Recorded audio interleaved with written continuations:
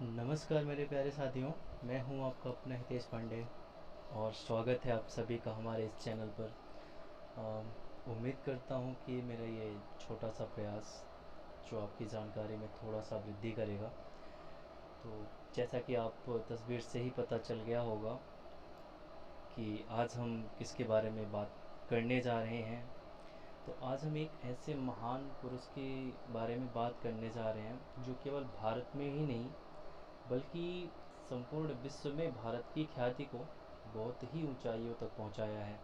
तो जी हाँ, वो एक ऐसे महान पुरुष जिनका नाम स्वामी विवेकानंद जी हैं। उनके बारे में एक छोटा संक्षिप्त परिचय। स्वामी विवेकानंद जी का जन्म 12 जनवरी 1863 कलकत्ता में हुआ था, जो कि अब कोलकाता के नाम से जाना जाता है। और इनके पिता का नाम विश्वनाथ दत्त और माता जी का नाम भुवनेश्वरी देवी था। और ऐसा कहा जाता है कि संन्यास लेने से पहले जो स्वामी विवेकानंद जी हैं, उनका पहले नाम था नरेंद्र नाथ दत्त। तो इनका एक कथन जो कि हर व्यक्ति को बहुत ही ऊर्जावान बनाता है, जो कि आप सबने कहीं ना कहीं सुना होगा, पढ़ा होगा। उनका कथन ये है कि उठो, जागो और तब तक नहीं रुको जब तक कि लक्ष्य प्राप्त ना हो जाए ना। इनका जन्म जो है कलकत्ता के एक कायस्थ परिवार में हुआ था और ये पहले से ही अध्यात्म की तरफ झुके हुए थे। इनकी रुचि जो है अध्यात्म की तरफ बहुत ज़्यादा थी बचपन से ही। और 25 साल की उम्र में ही इन्होंने गेरुआ वस्त्र धारण कर लिया था। इनके बारे में एक महान कहानी कह सकते हैं, या आप अपने हिसाब से जो कुछ भी ये कह सकते हैं। लेकिन एक बार की बात है, जब अमेरिका में एक शिकागो शहर है, वहाँ पे सन 1893 की बात है, वहाँ पे एक विश्व धर्म महासभा का आयोजन किया गया था।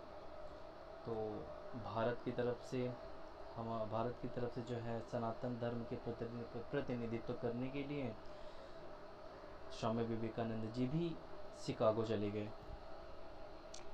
तो वहाँ पे वैसे भी मतलब चारों तरफ विश्व के बहुत सारे विद्वान अपने अपने देशों के लिए, धर्म सभा के लिए, अपने धर्म को संबोधित करने के लिए वहाँ इकट्ठा हो गए थे। और सब अपने अपने धर्म के बारे में कि हमारा ऐसा है, हमारा वैसा है, ऐसा है वैसा है, कई सारी चीज़ें ऐसी हैं कहते रहे। तब उस समय अमेरिका के जो लोग थे, यानी कि उसमें एशियाई जो भी देश के लोग रहे होंगे, तब वो भारत के व्यक्तियों को ना थोड़ा हीन भावना से देखा करते थे कि मतलब उनको उस सम्मान के नज़रिए से नहीं देखा जाता था।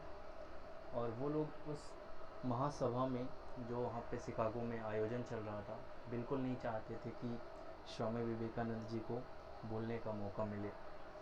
लेकिन एक अमेरिकी प्रोफेसर की मदद से उन्हें थोड़ा सा टाइम मिला था बात करने के लिए।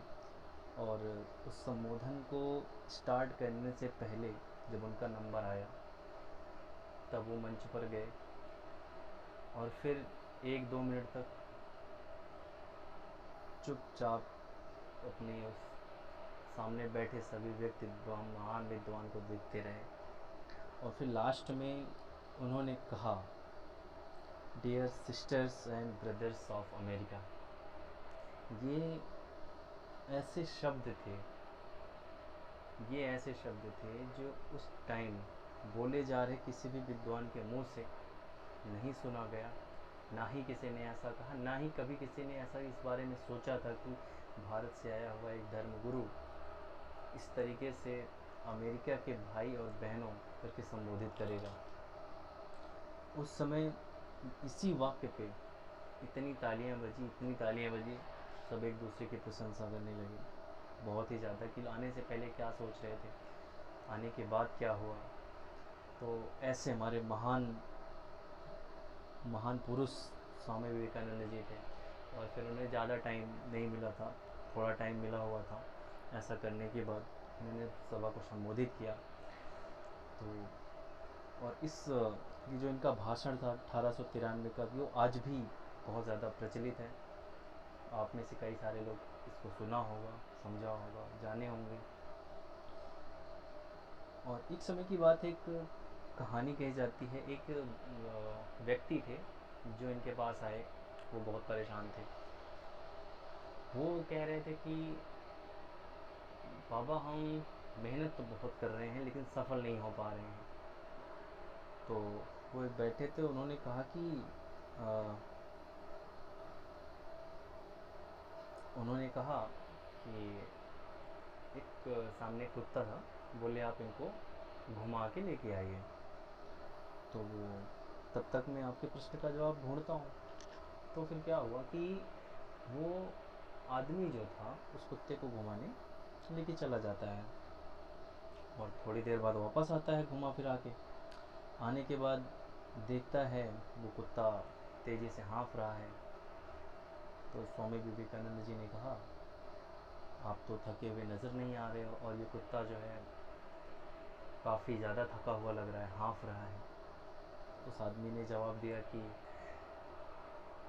ये, जब मैं इसको टहलाने ले जा रहा था, घुमाने ले जा रहा था, तो इधर उधर भाग रहा था। कहीं कोई चीज़ देखे तो उधर भाग जाए, कहीं कोई चीज़ देखे तो उधर भाग जाए, है ना। तो इस वजह से ये टेढ़ा मेढ़ा चल रहा था, और मैं सीधा चला गया। इस वजह से ये हाँफता रह गया। तो स्वामी विवेकानंद जी ने कहा कि यही तुम्हारे प्रश्न का जवाब भी है,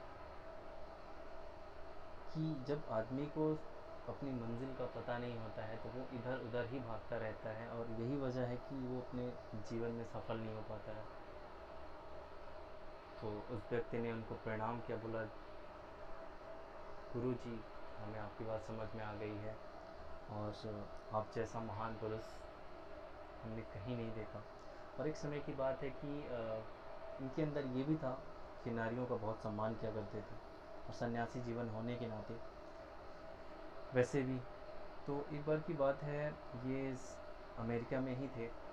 वहाँ की कुछ जो लड़कियाँ थी, वो उनसे कहने लगी कि आप हमसे विवाह कर लीजिए, क्योंकि हमें आपके जैसा ही एक प्रतिभाशाली गौरववान पुत्र चाहिए। तो स्वामी विवेकानंद जी ने कहा कि हम तो सन्यासी हैं, हम आपसे विवाह कैसे कर सकते हैं। तो और एक बात उन्होंने फिर और कहा कि हाँ, हम आपसे विवाह तो नहीं कर सकते, लेकिन आप हमें अपना पुत्र बना लीजिए, है ना। तो इस तरीके से मेरा सन्यासी जीवन भी बच जाएगा, और आपको हमारे जैसा एक पुत्र भी प्राप्त हो जाएगा। इस प्रकार से उन्होंने, जो महिला थी, उनको प्रणाम किया। बोले, धन्य हो आप, जो आप अपने धर्म के प्रति इतनी लगन और श्रद्धा से लगे हैं। आप ईश्वर का साक्षात हैं। तो दोस्तों, ऐसे थे हमारे स्वामी विवेकानंद जी, जो कि भारत को ही नहीं बल्कि पूरे विश्व में, विश्व सनातन धर्म का जो महासभा था, वो इसको ऊंचाइयों तक ले गए और प्रचार प्रसार किया। इनके गुरु का नाम जो था वो है रामकृष्ण परमहंस। ठीक है साहब, तो आज की वीडियो में ही समाप्त करते हैं। उम्मीद है कि आपको एक छोटी सी जानकारी बेहद पसंद आई होगी, और उम्मीद है कि आप अपना ऐसा ही सपोर्ट और सहयोग करते रहेंगे। धन्यवाद।